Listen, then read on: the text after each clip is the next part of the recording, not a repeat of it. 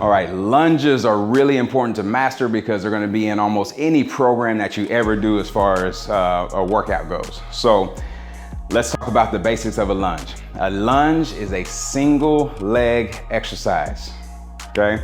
We have to really get that part down. That's kind of the psychological part of understanding what a lunge is actually doing. And so since it's single leg, which leg is dominating? It's the front leg on the lunge that dominates the exercise. We want to think of the back leg as just a balance, all right? So if I'm stepping back into a lunge, right? This is a reverse lunge. If I step back into it, my mission is to start to load my front leg with as much tension as possible because that's the controller.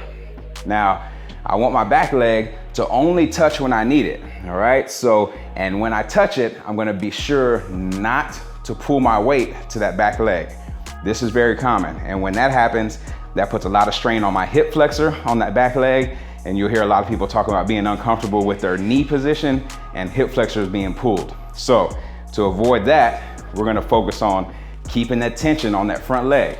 So that means the upper body has to have a slight forward lean, all right? We're not rounding at the back, but we're pushing our weight over that front leg. Back leg is only a balance. And then to come out of the lunge, I'm gonna dominate that front leg because it's a single leg exercise. So I'm driving through that front leg, getting the back leg off the ground as soon as I can. So even if I switch, go into an alternating lunge, stepping back, lowering myself as low as I'm able to go in my lunge, dominating that front leg, pull through. I want that front leg to do all the work. So in real time, it would look like this. Step back into that lunge, boom, dominate the front leg. So doesn't matter what kind of lunge you do. If I were to step forward and do a forward lunge, same thing.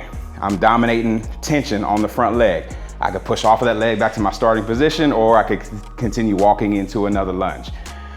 So when you think of a lunge, single leg exercise, front leg dominates all the work. Upper body positioning should be you changing your center of gravity to where most of your weight is right on top of that front leg. That way it becomes the control leg. All right, at the top of every lunge, as always, stand all the way up, lock the hips under the shoulders, nice and tall.